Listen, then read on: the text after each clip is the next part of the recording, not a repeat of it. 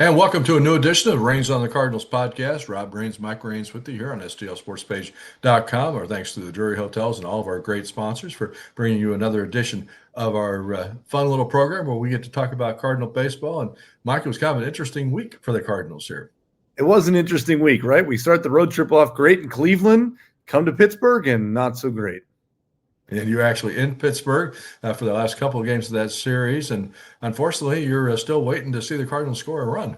It is a little tough, right? I mean, you got to give Andre Palante a lot of credit. He goes out and outduels Paul Skeens, only gives up one hit, and the offense just couldn't come through. The Cardinals were shut out all three games in Pittsburgh if you weren't keeping score at home. The first time that's happened in Pittsburgh since the last three games of the 1976 season. And if you even go back a little farther than before the Cleveland series when Gray had the one hitter, almost the perfect game, the last two games at home against the Cubs, they're shut out. So that makes 5 times the Cardinals have been shut out in the last 8 games for an offense that we generally have thought throughout the course of the season has been pretty good. It has been really good, right? And it's been consistent. But you got a little bit of trouble here, right? Because you got Walker down with the appendicitis. You get Wilson Contreras hit on the hand, so he doesn't play. You got a few guys that just aren't where they need to be, and that has really made a difference in this lineup. Of course, Arenado also out the last 2 games in Pittsburgh, but dealing with that sore thumb, and I guess finger. I guess it's index finger, right? And I think that's the question is now is both those guys be ready to play on Friday in Chicago? Cardinals with a well-deserved and much-needed day off on Thursday before they go to Chicago and open that series against the Cubs at Wrigley. But I think that's the question is I don't know that both those guys. That part of the reason to give them today off was so they'll have. And Arenado did not play on Tuesday night either, so he'll have actually 3 whole days off to try to get well. But yeah, they're missing some.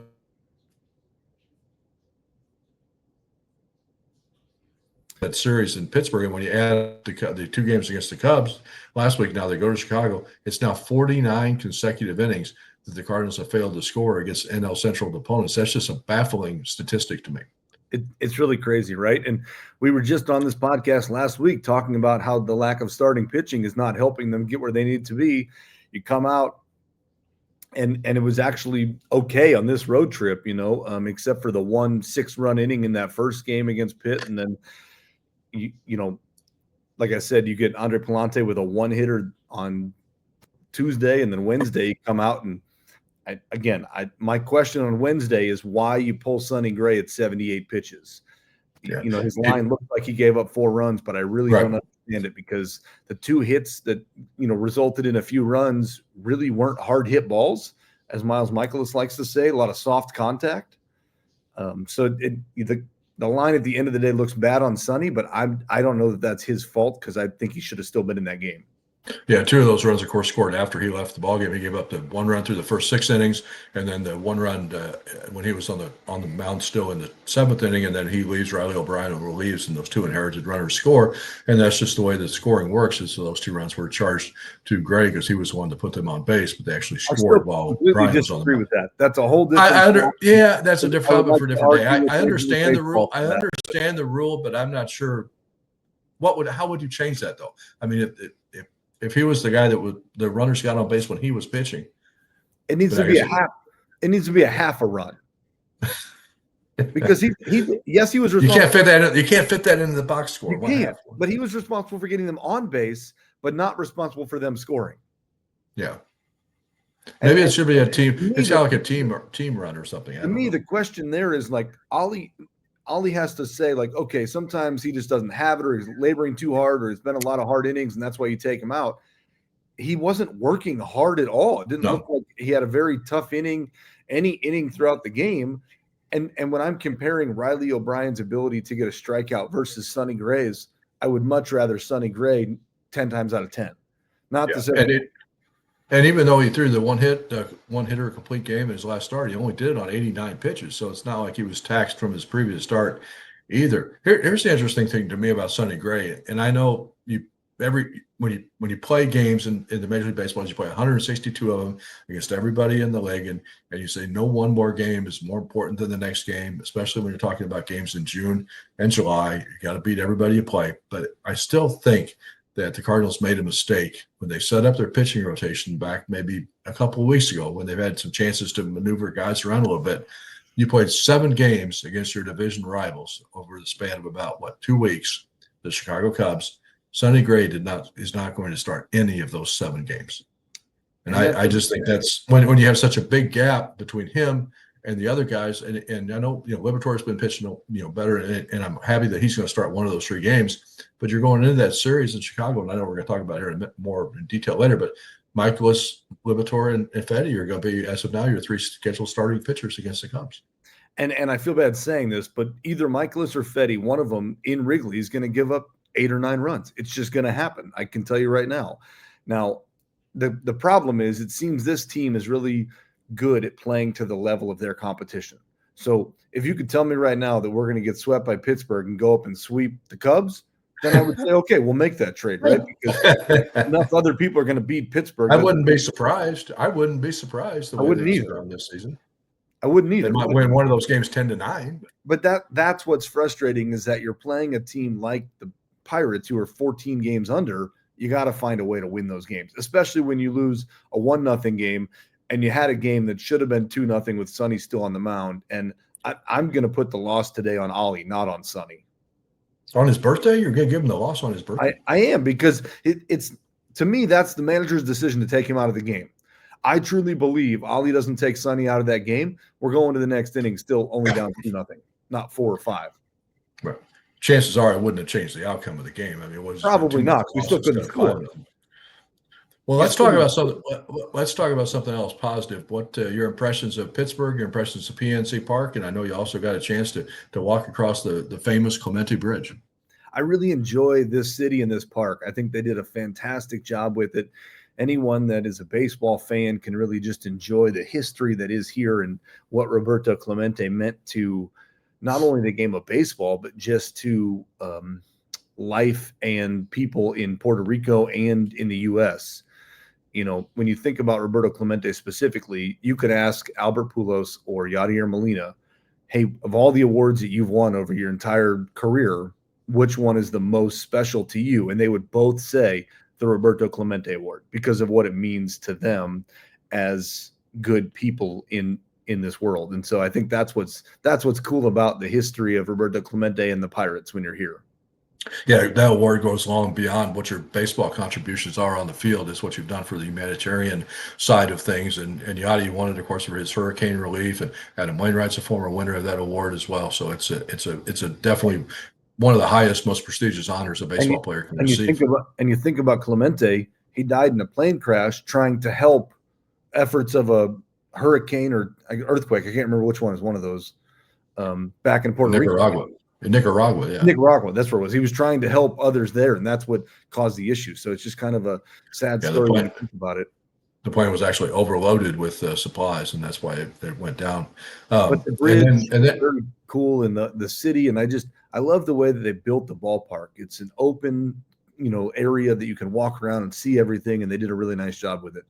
Yeah, no, I wish they would draw better, because it's a really good stadium. Of all the stadiums, and I haven't been to all the new stadiums, but of all the stadiums that I've been to in recent years, Pittsburgh is my favorite. I just think they did a tremendous job of it. And you got to go to the Clemente Museum on Wednesday as well. Very cool place, right? It was an old firehouse in Pittsburgh here, and he bought the building and kind of brought it back to life. And Vera Clemente, Roberto's wife, helped him at the time when he first started doing this and bringing things back. And now a lot of players come there when they're in town so they can see the history and see what's there. And it's a cool collection of just baseball greats everywhere you look. And when we went through the museum today, there's a lot of, Stan Musial stuff in there and Bob Gibson stuff and a lot of other, Cardinal artifacts that you'll see as well as Clemente items.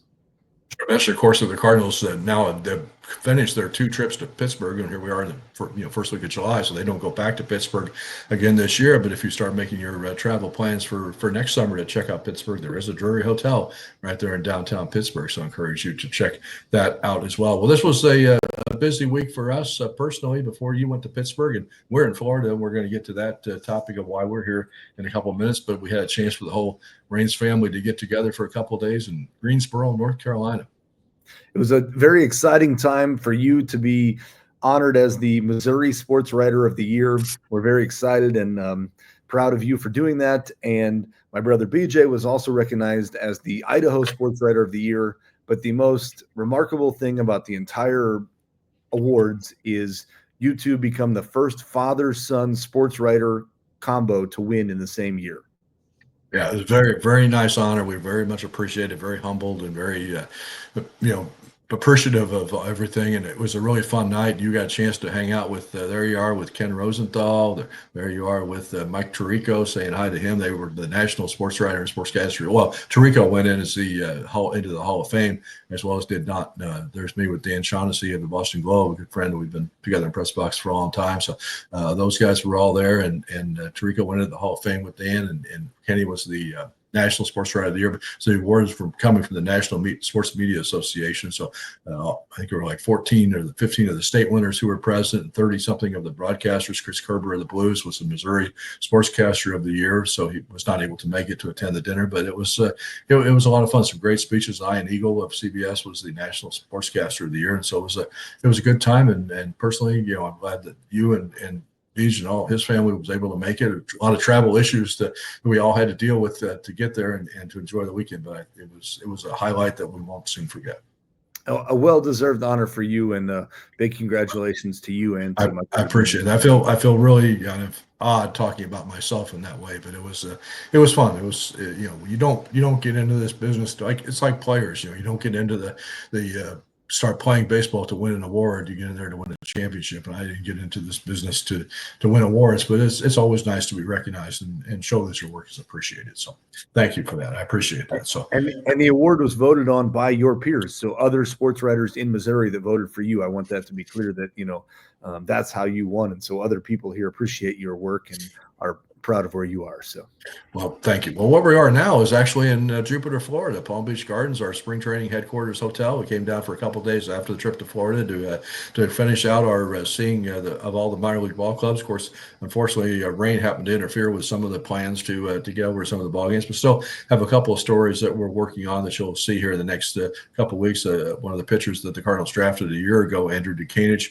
is getting ready to start coming back from Tommy John surgery, so we had a chance to sit down with him, as well as I think one of the Cardinals' better prospects that nobody knows anything about, the young catcher, 18-year-old catcher on the Palm Beach Cardinals named Reniel Rodriguez. So we'll have his story on both of those stories up next week on the website, as well as look what's going on at Roger Dean Chevrolet Stadium. For all of you people who come down here for spring training, and if you don't come down during the minor league season, you'll recognize these two pictures. The one on the left is obviously before all of the construction has begun. That overhang that you see on the left side is the entrance to the Cardinal clubhouse.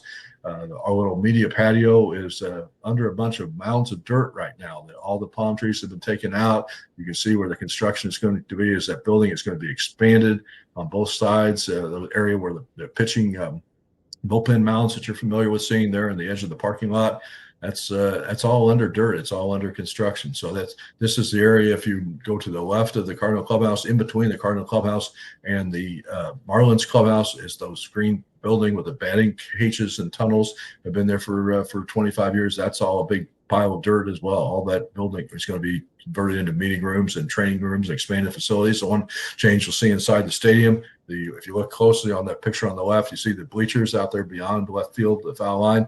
Well, they're gone. There's now a big mound of dirt over there as well. That area is going to be transformed into a more of a party zone, kind of like the one they have down the right field line. So work is going on here. I don't know. I see it looks to me like they've got an awful lot of work to do to get this thing done by next spring training. I know that they've also started construction of the new batting cage building, which will be out behind the field one on the complex side. You can see the bricks, and did talk to Gary Kendall, the manager of the Palm Beach Cardinals, today about it, and he said that he's starting to see more bricks than dirt. So I guess that's a positive sign. It's a big project that they've got going on here, but they're working on it. So we'll see if it gets done in time for next spring training or not. But some of the other work out on the backfields as well. I think I needed. You see some of the new spring training facilities and how big they are, how fancy they are. I think it was something that this club needed to do, and I'm glad they're finally getting it done. It's been on the books for a couple of years now without getting started, so finally got it going on.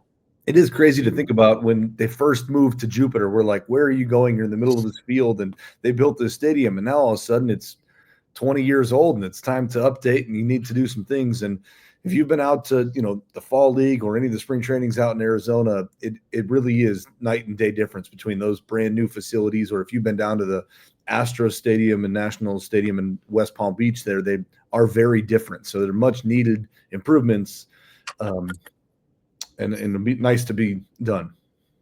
Coming up this weekend, we mentioned the Cardinals the day off on Thursday, and then they hit Chicago to play the Cubs for 3 games, and then they're headed into the last week of games before the All-Star break. 3 games at home against Washington, 3 games at home against Atlanta.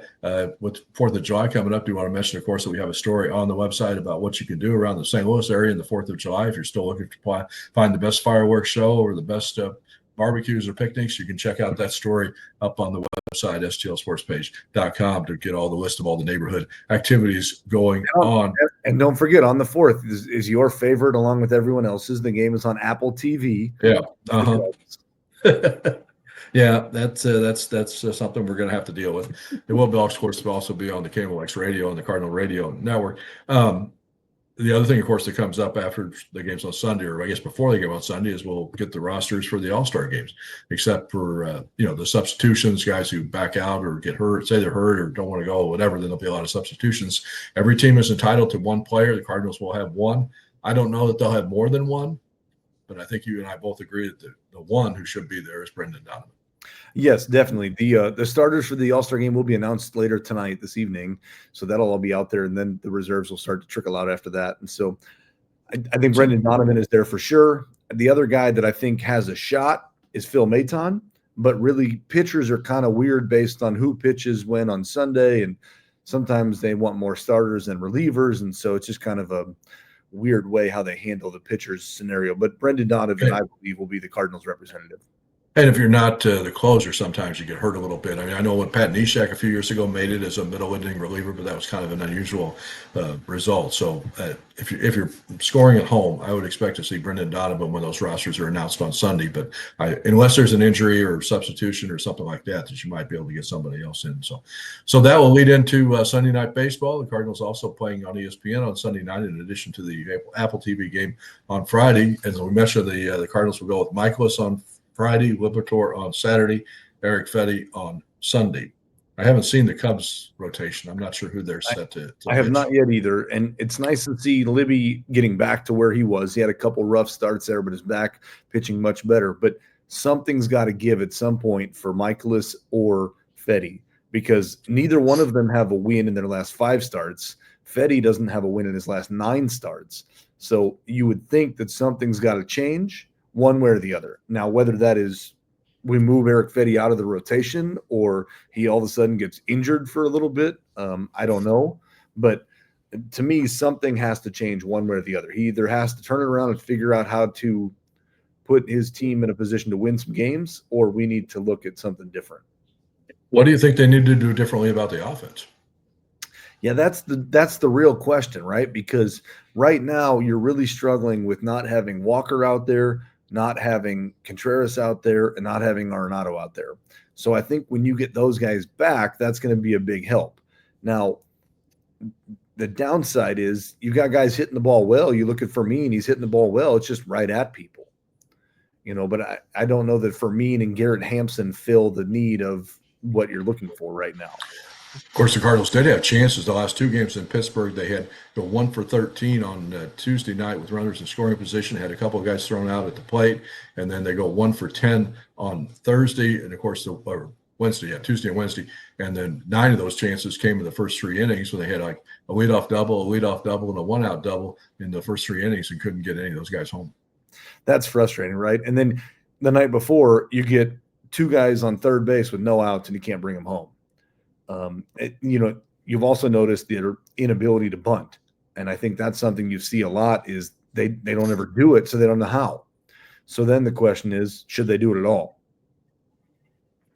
Yeah, or who should do it. Yeah, it's going to be interesting. I think, the slump is not, slumps are slumps for a reason. I mean, and it's just unfortunate when the whole team kind of goes into one like this. But as we mentioned, you don't see a team getting shut out 3 times in a row very often. So, that's not going to last, and hopefully they just can kind of get it all flushed out of their system during the day off on Thursday and come into Chicago Friday ready to go in that series. And I think they still it stung them a little bit when they got shut out in the back-to-back games against the Cubs, even though they split that series after winning the first two. So I think they've got a little bit of a chip on their shoulder going into the series in Chicago. I think they do too. And I think what's interesting is they're not out of this division, even though they just got swept by the Pirates. Like, they're still right in a good spot. You know, Milwaukee's still playing as we're recording this, but like, you know, they're only 4.5 out of the division. So you hold your own destiny when you're playing the Cubs within that reach. So if you can find a way to go win 2 out of 3 up there, you're right where you need to be. That would be a good series if they could do that. So we'll see what happens, and we'll see you back in St. Louis. Thanks to everybody for tuning into this edition of Reigns on the Cardinals podcast. Be sure to check out all of our Cardinal coverage here on STLSportsPage.com. Have a great day, everybody. Rob Reigns, STLSportsPage.com.